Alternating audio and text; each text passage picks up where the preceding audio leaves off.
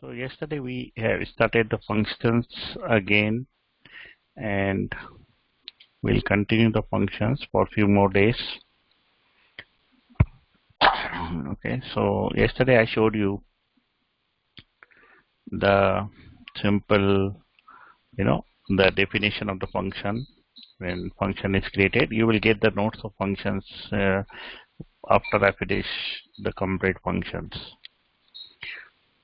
And we saw the parameters and how to call the functions. Okay, so let's do some examples of functions today. So if I have a function a, or I can say sum.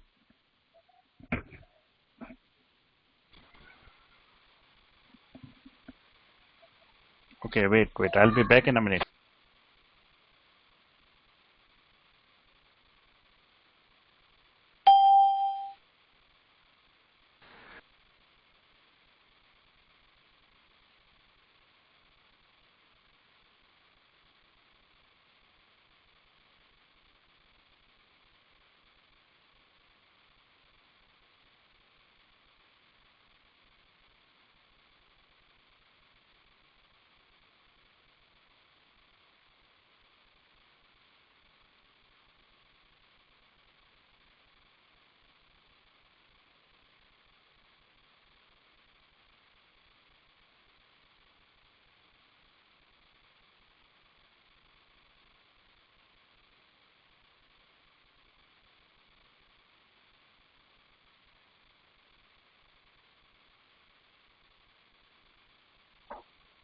Okay, I'm back again. So let's create a function sum. So yesterday I showed you function with two parameters a and b. So now, for example, if we want to use the arguments and we want to sum of n number of arguments, then we can use arguments instead of passing some parameters here. So instead of a or b, I will be using arguments to get the parameters, and then I will add all the numbers. So just I'm showing some examples of the function. So for example, I will say,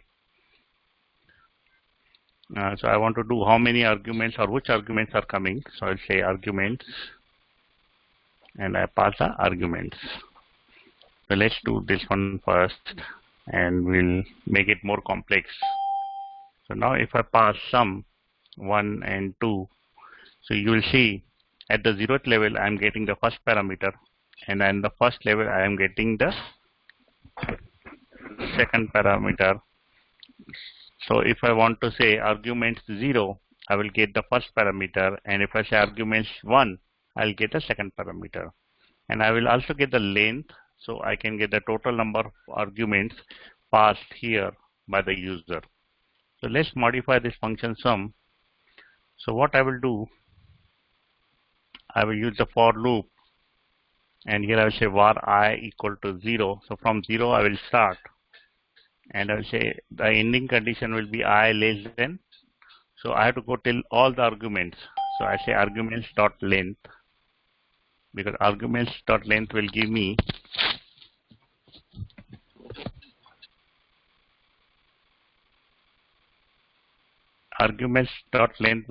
how many number of parameters are passed in this function, and I will plus each time the I, and I will close the for loop. Now what I want to do, I want to sum all the parameters whatever is passed. Initially we were having only a and b, so we will be able to sum only the two numbers. Now the task is we want to add all the parameters. Maybe user is putting 3 or 4 or 5, whatever number of parameters user is putting, I want to add all and give the result sum of them. So instead of passing parameters, I will take use of the arguments, and I will go for loop to all the arguments which user is passing, and each time I will save the value in some variable. So maybe I can create a variable here, total is equal to 0, And then when I pass the for loop, if I want to see what I am adding, I will do console.log also. So I will say console.log I is I, and I want to see what value user is passing each time. Value is arguments of I. So arguments of 0 will be the first parameter. Arguments of 1 will be the second parameter. Like that I will check what user is passing. And each time I will update the total with the new value of the user, that is this one. So what I will do, I will say total is equal to previous value of total plus the new value of the total, whatever user has passed. So if user has passed, for example, if user has passed 1, 2, and 3, so first time total will be 0.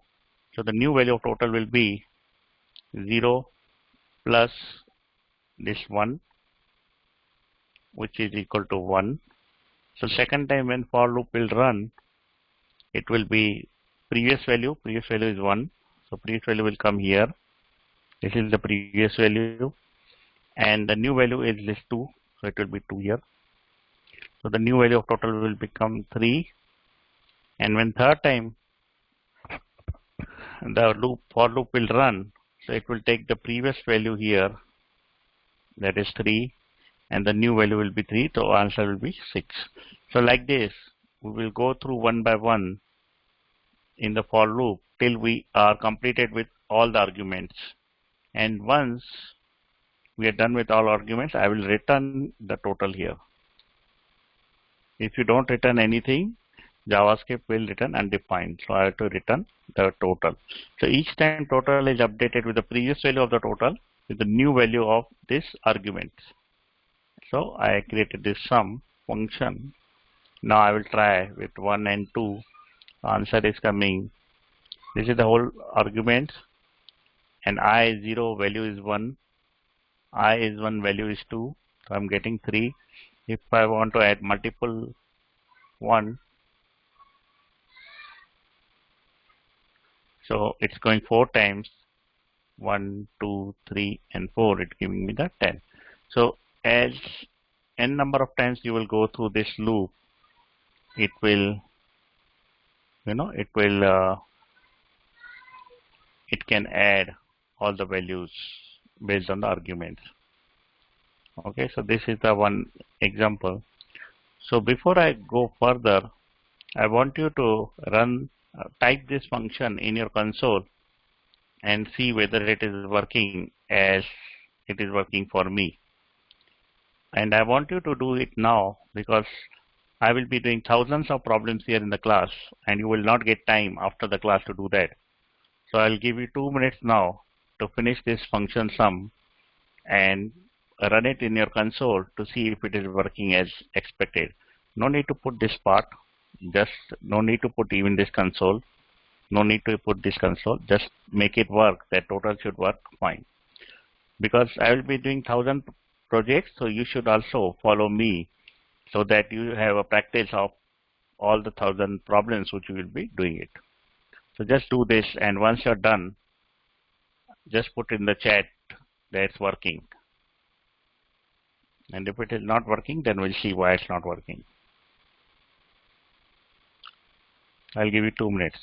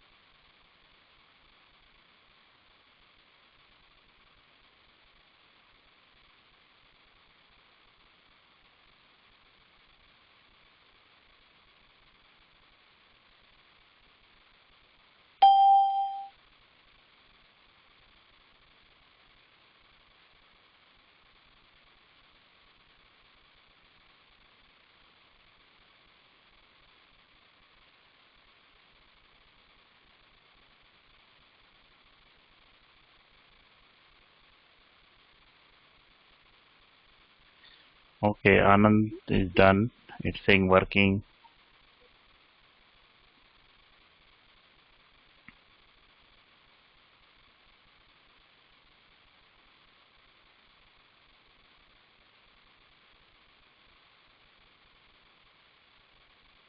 Okay.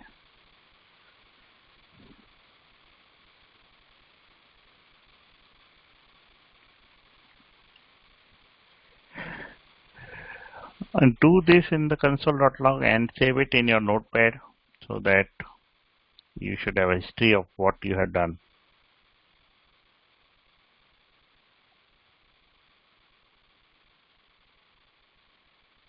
Okay, let's move further.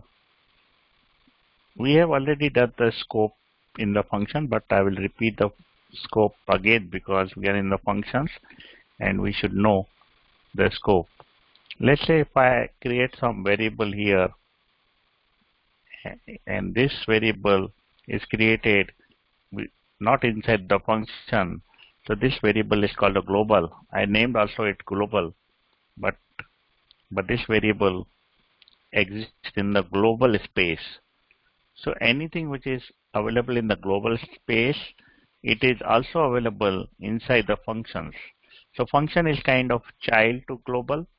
So anything which we create at the top level is available in the child level. So if I create a function A again here, and if I try to do console.log of global, the global will be available here inside the function A. If I write another function B inside it and I call the global again here,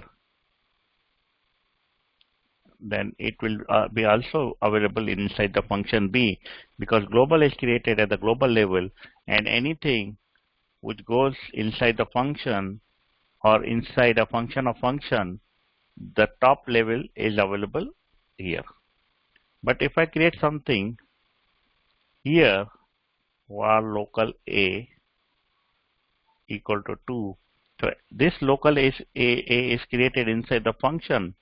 So this local A will not be available in the global space, but it will be available in the A space, and this local A will also be available inside B, because B is the child of A. So any variable created inside A is available inside B. And if I create another variable inside B, then this local B will not be available for A, and this local B will not be available for the global space. This local A will only be available inside the B, but this local A will not be available in the global scope. So let's make this simple, little more simple, and I will say var local equal to 2, and if I say global plus plus, that means increase the global to 1 plus. So I put global plus plus, and I am returning global here. Okay, so when I run the function A, I will get 2 because initially the global was 1, and inside the function it becomes 1 more, and when it returns it becomes 2 because it is added 1 more. If I want to check global, it is 2.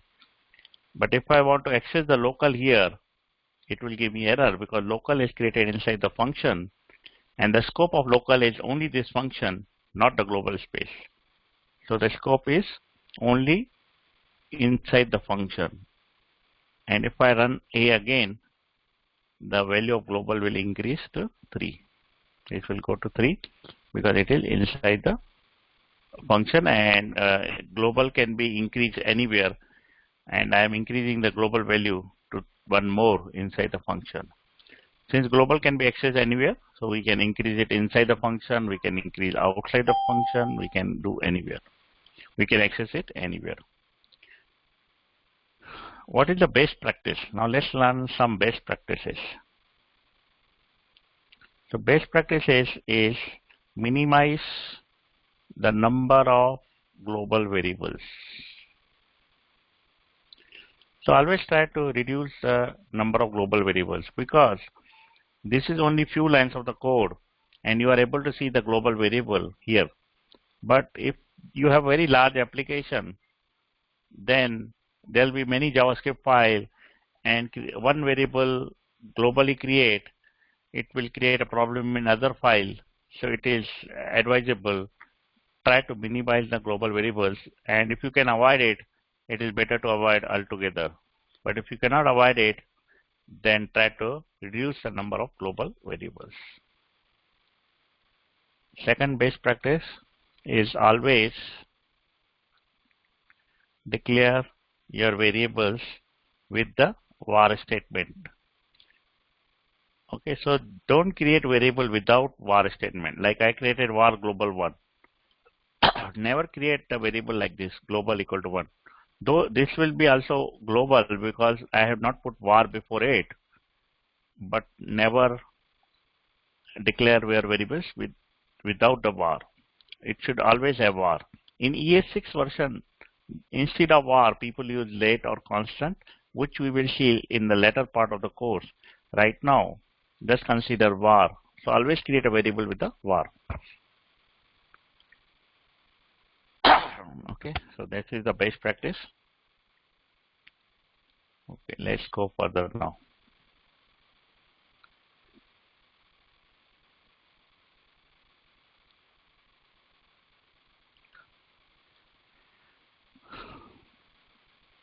Okay, so let's create a function. Now, what are functions? Functions is nothing but data. Functions are data, because we can save the functions in a variable. So let's create a function f. I can create a function f like this. So this is the function, one way of creating the function, and another way of creating the function is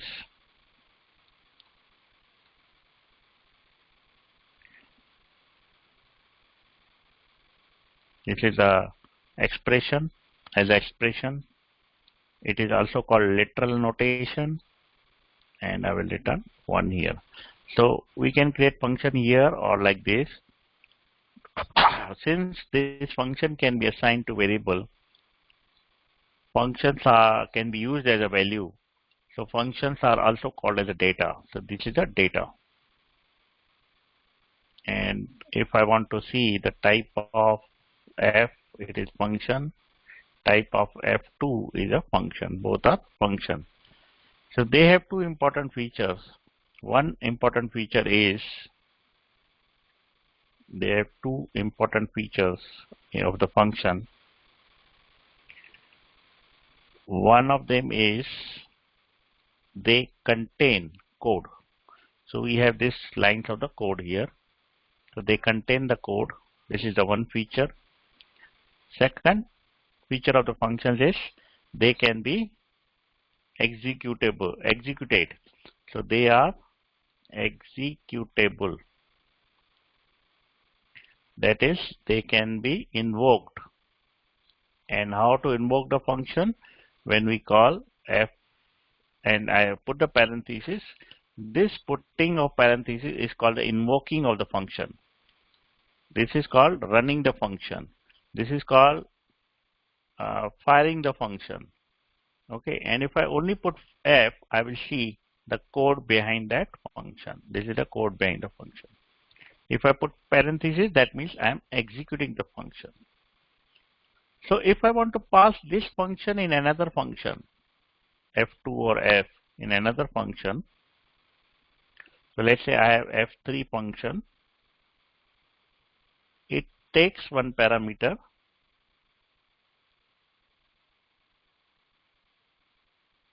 Let's say param1. So I'm passing the param1, and this param1 will be function only. So I'm saying function is param1. So tell me one thing now. I'm asking this question, and I want to pass this f function inside this f3 as a parameter 1. So tell me, I will write down the two versions. You have to tell me which version is right one. So I will write down f3 and I want to pass the function f. So whether I will write down f like this or I will write down f like executable f like this. So this is the number 1 and this is number 2. Which one is right way?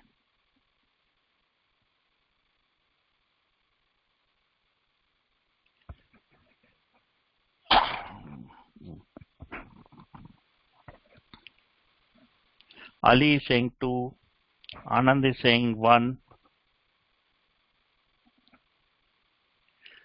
Nikhil is saying 1, Ole is saying 1, Sonu is saying 1.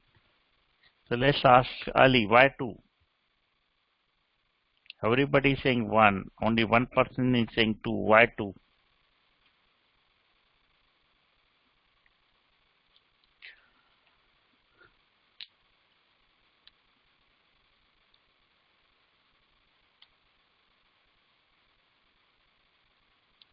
Why 2, why not 1?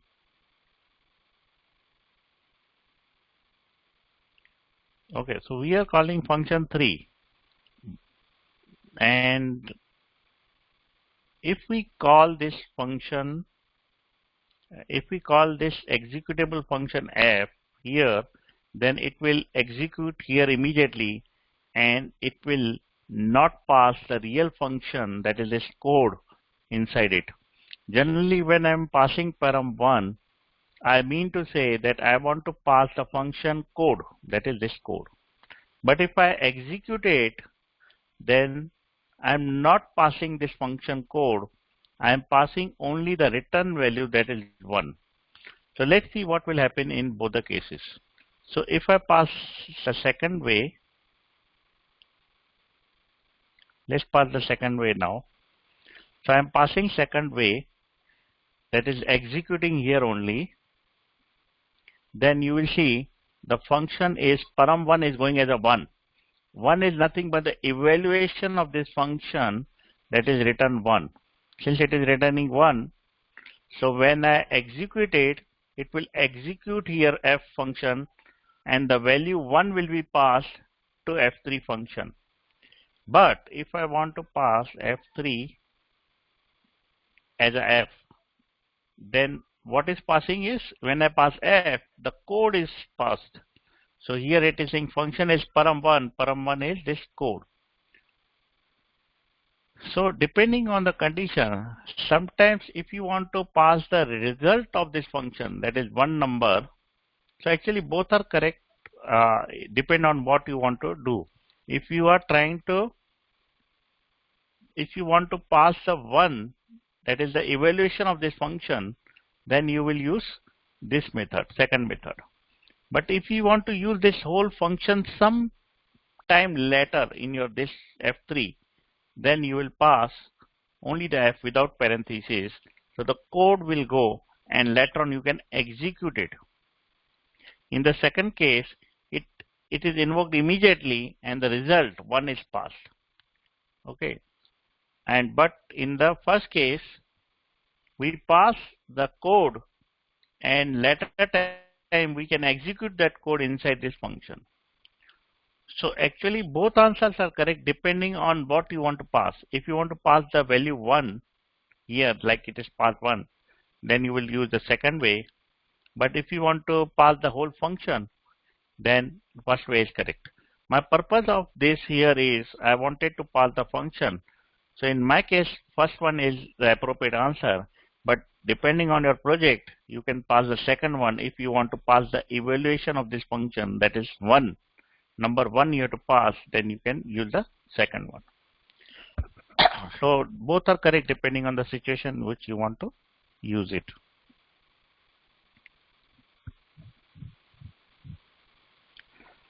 Okay, let's go further now.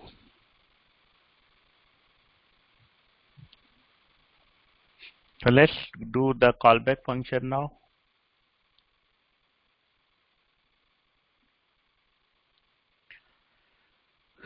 So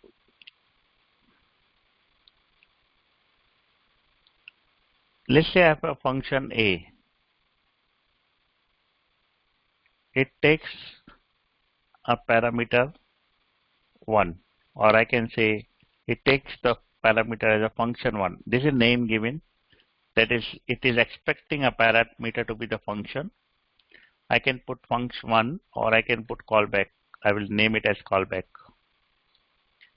And here in this code A, I will do a lot of things, like I will say console.log A. So I have a lot of code to be executed, B, C, D. I am writing console.log, but in the real world it will be real code.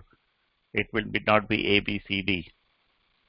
So what I want to do, that after all this code is executed or run, I want to call another function, that is this callback.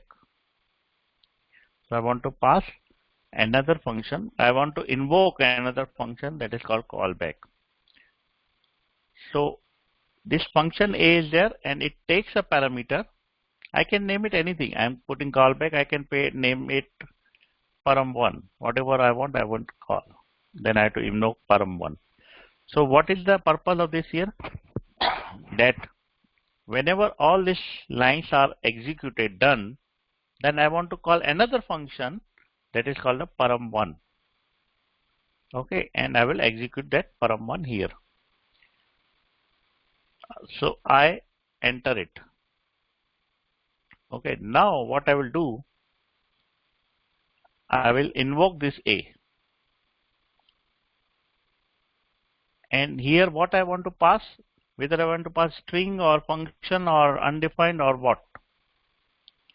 Answer me. What I want to pass here inside this argument? I am invoking A. I want to pass the function. Okay, so we have to write down the function first. Or I can directly write down the function here also. But let's say I don't want to write down the function here. I will write down the function B separately, then I will pass that. So in the B, I will say alert hello world. Okay, I am writing alert. Alert will give some alert message, which I am putting in the B. Now I am invoking A and I am passing the param1. So in this case, whether I will pass, I want to pass B as a parameter here, 1. So that after everything is run, I can call this B function. So here I will call B like this or like this. This is 1. And in this case specifically, what is the right?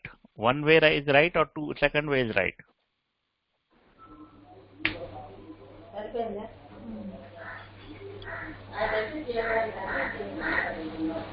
Anand is saying 2.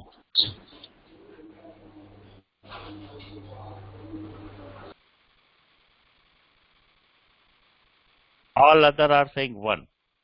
So in this case, since I want to invoke this function here, so the second one is wrong, because if I invoke it here, then what will I invoke here? I will not invoke here, because if I pass second one, what will happen? You know, B will be invoked immediately. B will be invoked immediately, and B does not have return value. So that means I am passing A of undefined. And when the whole lines of the code will run, I cannot invoke the undefined. So the second part is wrong in this case. The reason is I want to invoke this function after all these things are done. So I have to just call the function definition or function name. So in this case, I will only pass B, so that after all these lines are run, I should invoke this function. If I invoke it here, then value will be passed as a return of this one. Return of this is undefined because I'm not returning anything. So undefined will give error. So this second case will give error, and it is not useful here because I don't want to invoke immediately. I want to invoke B after all the code is done. So now if I enter B, you will see A, B, C, D is done, and then I can see alert 1, which is coming from function B, and B is nothing but invoked as a param1. Okay. So tell me, I am passing here as a b and here is a param1. Then how it is alerting this one? Whether I should write down b here or param1 is fine.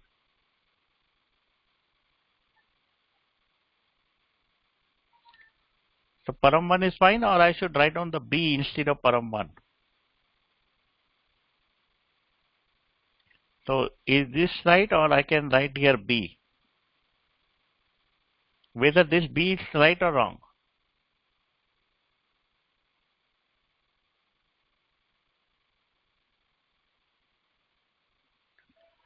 So generally, though I am passing it here as a b, the parameter can be of different name. So the param1 is fine.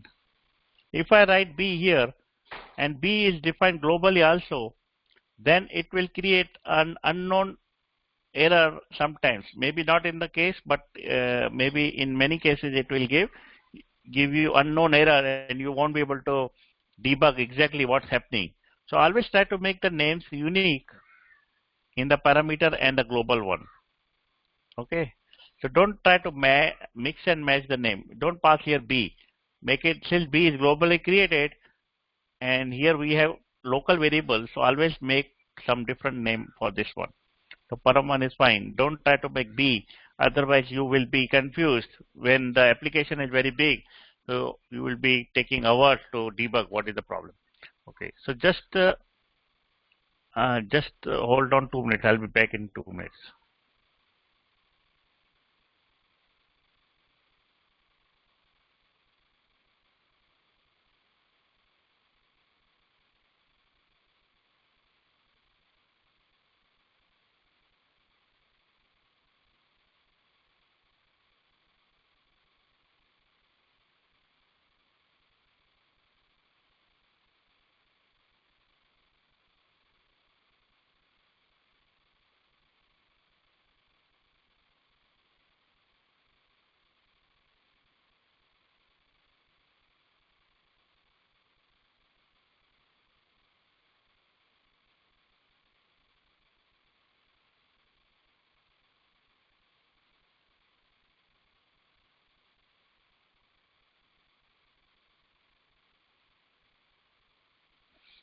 Okay, I'm back again.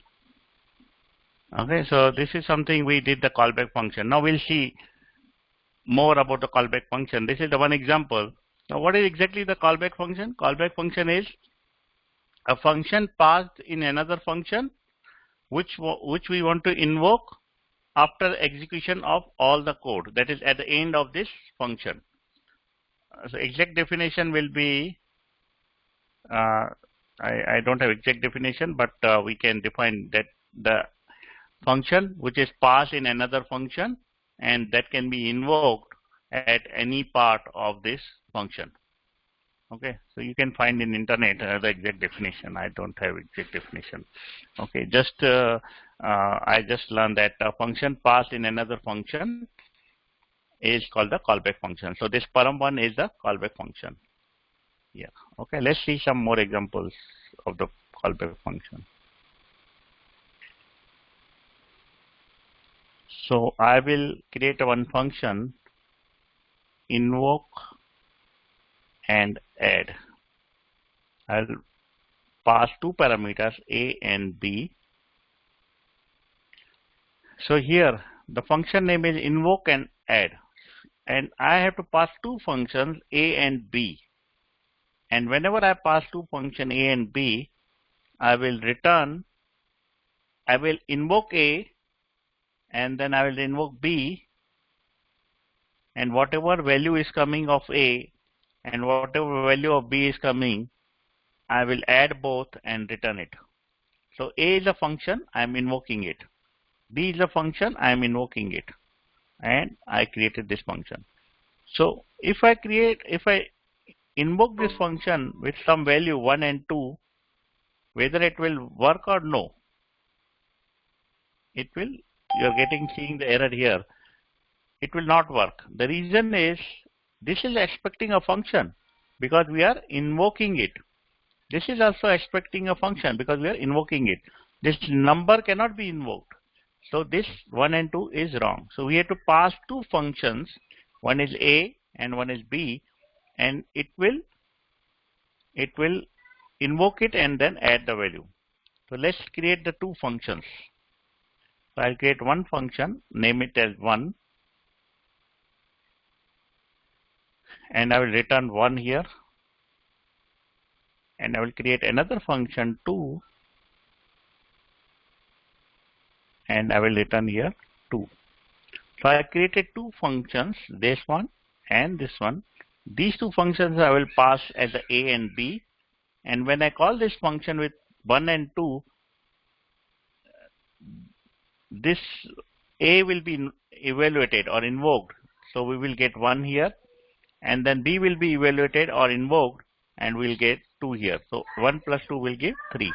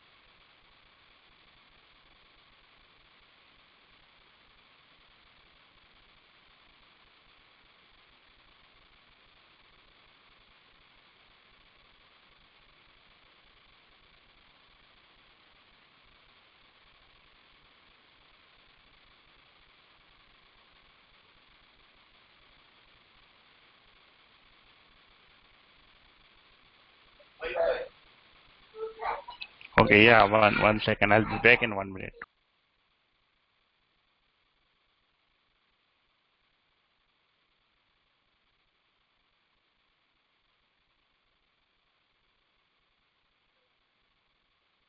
Okay, so let's continue.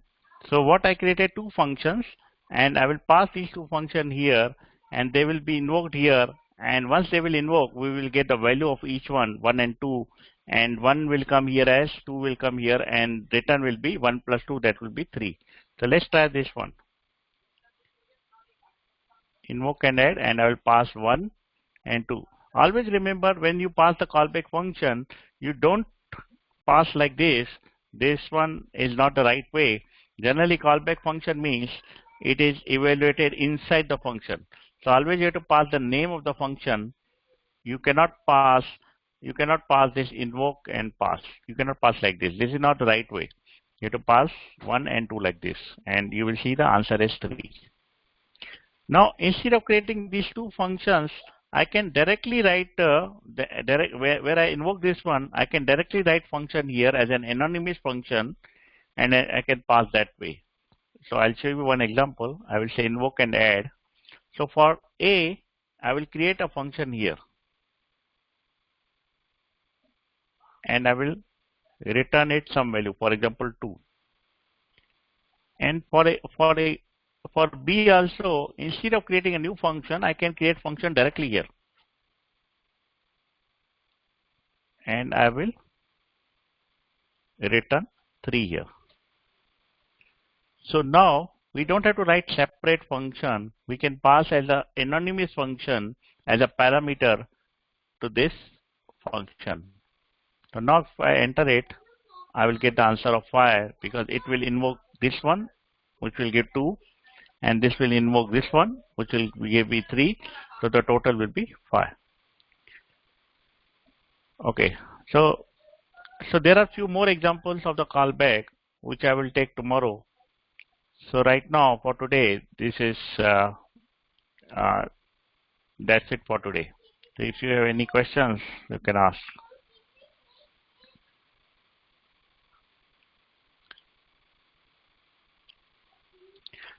Okay, so tomorrow we will do few more examples of the callback function, and then we'll move further in the functions to understand better the functions clearly in JavaScript.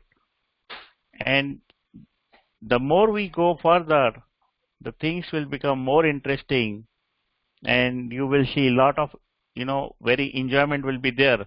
Once I finish the JavaScript, I will move further. Lot of things we will do, and you will enjoy the whole session of this course. So make sure you attend all the class to get the enjoyment. If you miss the class, most of your concept will not be clear, and then it will be a problem. Now see, we are in the functions, so we'll be doing closure soon. Maybe if I reach tomorrow, I'll do tomorrow. Otherwise, on Monday I will do as we reach, because closure is a part of function, and we will do soon, maybe tomorrow or Monday, definitely. Okay, thank you very much.